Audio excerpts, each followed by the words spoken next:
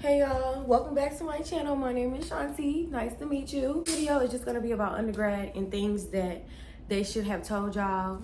I messed that up. So this video is gonna be about undergrad. To y'all about the things that I wish someone would have told me my freshman and sophomore years of undergrad. I'm hot right in because I hate when people literally just talk for the first 3 minutes of the video. Like, we don't care. We came here for whatever the caption is. So let's hop in, okay? Just a little background. I graduated from an HBCU in May 2024. I started August 2020. I did 4 years at a university in Alabama. I won't say which one because they be tripping sometimes, so I won't even say which one. First things first, have fun. Undergrad is an experience. Undergrad is something that you only get to do one time. Travel, do different things, try food, make different experiences for yourself. Like, have fun. Y'all, I traveled so much in undergrad. Like, I literally traveled to LA. I traveled to Jamaica. I need to go back to Jamaica. I traveled to New York, Washington, D.C., Houston, Atlanta, Vegas. Like, I was everywhere in undergrad. So y'all, have fun in undergrad, because I'm telling y'all, when y'all graduate, you get in the workforce, you want to travel, and you got to put in that notice for your employer to travel. And the way I was able to like travel and do all this in undergrad and still pass and still graduate in 4 years is because I would literally tell my professors like months in advance, like, hey, I'll be out of town this day. Please allow me to do my assignments in advance. I won't be behind when I get back, you know, or like I would be like, hey, can I take my test a week in advance? Because I know I'm about to leave next week. So it's a way around everything. So talk to different people, talk to people who you think are weird. You be weird. You just explore yourself, because I'm telling you, you only get to do undergrad once. Like, it literally just hit me. My job graduated last year. It just hit me like a week ago. I'm like, dang, like I'll never be able to be an undergrad again. Like, when I go to law school, that's a whole different ball game. Like, that's not gonna be as fun as undergrad. It's not. Like, so just have fun and understand that this is a one-time experience. So my next one is your freshman year grades. Your freshman year grades are gonna be your most important grades in undergrad. Straight to the point. Your freshman year should be a very fun year, and it should be a year where you explore a lot. But ultimately, your freshman year needs to be your best year academically. It needs to be your strongest year academically, because that's gonna set the premise for your undergrad career GPA. Your freshman year, you need to come out of there with at least a 3.5, a 3.6. That's just me. That's at the least, because that gives you wiggle room if you mess up your sophomore and junior year. That will literally save you. Like, your GPA will still be in good standing, because you could fail a class or two your sophomore or junior year and still have a good GPA, because your freshman year grades were just that high. So definitely buckle down your freshman year, y'all. I can't stress this enough. Your freshman year is your most important year as far as like grades and GPA. Like, learn how to study your freshman year.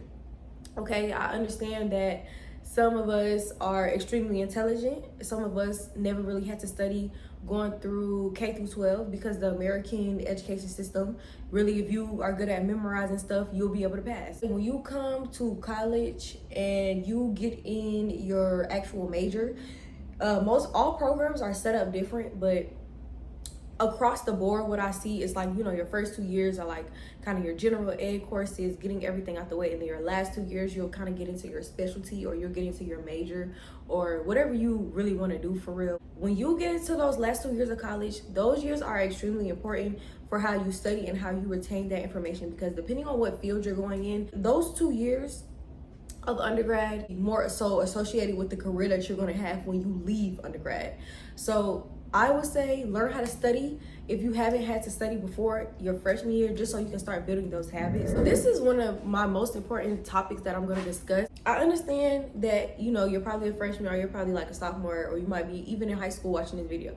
I want you to start looking at college differently. So I know that you might be thinking like, oh, I'm about to go to my dream school. Yes, you are about to go to your dream school, but I do want to inform you before you get there that these colleges are brands and they're businesses first, okay? So when you get your acceptance letter, That is a business telling you, we're going to allow you to come use our resources and to come use our professors in order for you to be successful. And when you get that success, we want to take your success because we're the reason for your success. And my professor broke this down to me in a way that made so much sense. When you come to these businesses and when you come to these brands and when you come to these universities or even these community colleges or whatever college that you're in, particularly university, because that's what I've experienced. Step you into these institutions, they literally want to take credit for your success. Think about it. So when you think of Thurgood Marshall, you think of Howard.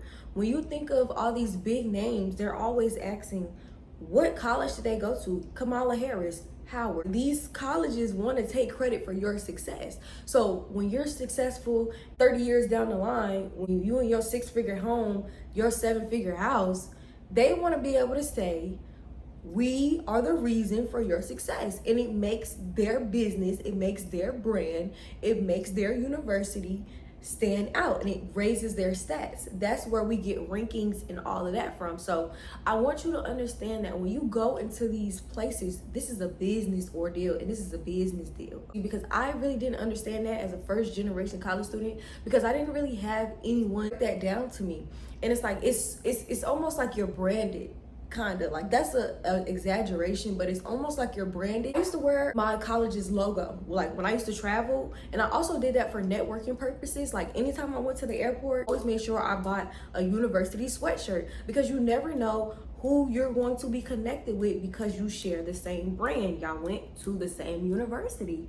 Networking in college is extremely important. It's not, I know y'all hear this so much, but it's not about what you know, it's about who you know.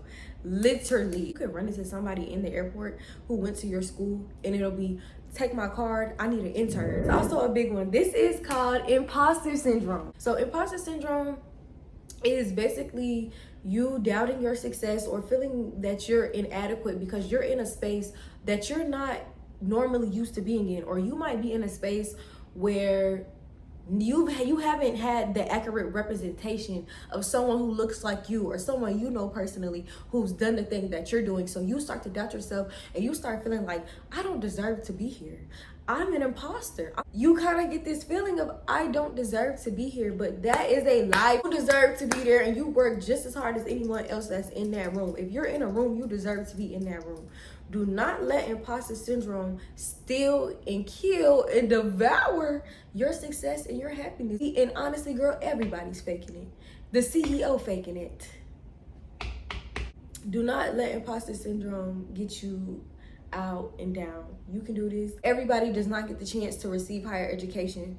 And don't let your family or people who haven't had the chance to talk you out of it, because higher education does more for you than just educate you. It gives you exposure and it gives you experience in places that you can't get from staying in your hometown your entire life. When I went to undergrad and I went to a private university, I was exposed to people from Europe, from Africa, from Asia. Like, I was exposed to different customs and different traditions, to different languages, different smells, different tastes, just so many different people, different music, just from going to undergrad. That's why I even am making this video, because I really want to share my experiences with my higher education, because I know a lot of people who look like me have not had that luxury in life. Like public versus private college, there are pros and cons to public versus private schooling. You'll kind of know a little bit of your learning style. So I went to public school my entire life, and then I went to private school for undergrad. I had so much fun at public school. I would not have changed that. I wouldn't. But I will say, when I got to college, I'm happy I did choose to go to a private university, because they're a lot smaller and they're a lot more intimate. Class size was only like 12, 15 of us. Like, it was 12, 15 of us. We knew our professors. We had dinner with our professors on Saturday. Like, it was so intimate. Like, it was just a community. Like, private school was better for me academically because of the smaller class sizes. Professors are gonna hold you accountable. It's only 15 of y'all in the room. Professor knows everyone's first and last name. They know what you look like, when you're gonna be late. They know your habits. So it's a lot easier for them to be accountable for you and to, you know, stay on your case. And that helped me get through undergrad. If you learn better in a more intimate class setting, private school would definitely be what you want to go for with undergrad. just because it's more intimate, but private school is a lot more expensive, y'all. Okay. Honestly, y'all, it was worth it.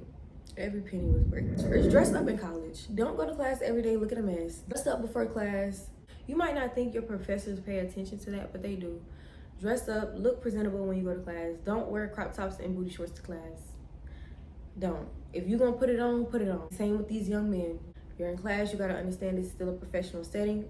I'm not saying a little crop top is, you know, I did a little crop top here and there, but a crop top and the booty shorts, you gotta pick one. Like I said, this is still a business deal. It might be casual, but this is still professional. You still need to come to school looking some type of way. Degree audits. Your degree audit is how many classes you need until you get to graduation. Your degree audit is going to guide you from freshman year, first semester, senior year, last semester. This is graduation. This is you at 18. You don't know anything, okay? So your degree audit is going to stick with you your way through. You be in charge of your degree audit. You write down all your classes that you need. You mark them off one by one. You don't give all that responsibility to your counselor, to your advisor, because they're advising hundreds of other students. You're the only one in charge for you walking across that stage. Your advisor might not be the best advisor. We have advisors who aren't good at their job. You have to be in charge of your degree audit. I was literally going to the library, printing out my own degree audit. By the time it was time for me to go meet with my advisor at the end of my semester, I'm coming to my advisor with all my classes already written out. She's just looking over them, approving them. Party all night. College parties are real. People do get drunk. People do get wasted. College parties are real. I did most of my partying my first 2 years of school. After that, I kind of got burned down with it because I'm like, it's the same people, it's the same thing. It's the same drugs, it's the same alcohol, okay? It's not gonna be anything new, it's not gonna be anything different. But what I will say, for your first 2 years of college, go to parties, have fun, but don't go to every party. Don't be at every turn up, because it's not a good look. We don't want to see you at every function because you start to be predictable. You start to look like you don't have anything else to do with your time. You start to look like you're not focused, and people sense that, and people will see that on you. So understand that college is for learning. It is also for turning up, but you have to be selective with turning up. You don't want friends who you can just go to parties with and not be able to study with academically. Friends are very important in college. You're there to study, and you don't want to flunk out. Financial aid. It helped me a lot to get financially cleared, and what helped me a lot to navigate my financial aid process, scholarships, and always get cool with somebody in that financial aid office. You're going to need a connection. You're going to need a network in your financial aid office, in your registrar's office, in your student services office, in your student accounts office. Get cool with these people in administration, because these are the people who are going to help you. You're going into a 4-year or even a 2-year program. You're going to need something. That's literally how I walked across my stage. Learning how to negotiate with these people, learning how to talk to these people in these administration offices. Financially cleared for undergrad, getting all your classes in, difficult, okay? You gotta be relentless. You gotta be resilient. The summer before you go to your senior year, prep for graduation. Book your appointments. As far as photography, get your invitations together. Be like me. I literally took my graduation pictures at graduation. Your investment in like your graduation prep is gonna bring you graduation money. Yeah, when I tell you I had so much money when I graduated and I didn't even do graduation prep, girl, I had bands, okay? Prep for grad school. Listen, in your junior year and you know that you wanna go to grad school, it might not even be law school, it might be business school, it might be engineering school, it might be dental school. Whatever prerequisite you need to do to get in grad school, start your junior year. Don't wait, because honestly, your junior year gonna fly by and then you're gonna be a senior and then you're gonna be post-grad. Like, time is not waiting on anyone. Time is not waiting on you. I should have been studying for the LSAT at 12 years old. And not 23. All right, so that was my video on undergrad. Undergrad was a beautiful experience, and it was a blessing from God, and I was just blessed that I got to experience that, y'all. Because it's gonna be times when you wanna give up. It's gonna be times you're gonna wanna go home, but you don't go home. You stick it out and you finish. And don't allow college to be a scam for you, because college can be a scam. Go to college seeking a degree that is useful in today's climate, and get a degree that will sustain you in your livelihood when you leave college. And study something you love. Do not go to college and study what your parents want you to study. You're gonna waste money and you might even flunk out and you might not be happy with yourself. Bye y'all. Come back to my next video. I think I'm gonna post a fashion video because I need to do a photo shoot or something. Like I want to model. Like I want to model and I want to go to law school, and it's time to put that into action. I should be posting my videos on here, like pushing myself out, because I really have the potential to be on a billboard near you.